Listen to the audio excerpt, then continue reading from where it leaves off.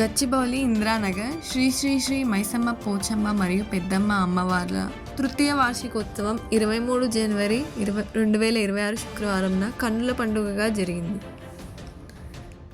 భక్తులు ఇందిరానగర్ మరియు గచ్చిబౌలి పరిసర ప్రాంతాలే కాకుండా ఇతర జిల్లాల నుండి భారీ సంఖ్యలో హాజరై అమ్మవార్లను దర్శించుకొని ధన్యులయ్యారు.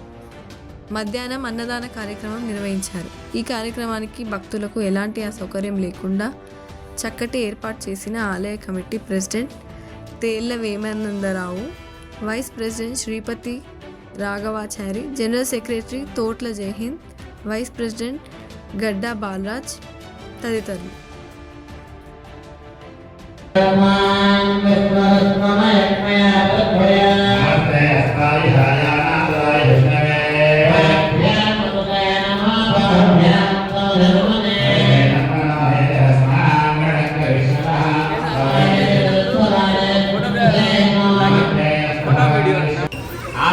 ఒక బిడ్డ పుట్టేటప్పుడు ఎంత శబ్దంగా ఉంటుందని చెప్తారు బయట. అలాగే ఇక్కడ అగ్నిహోత్రులు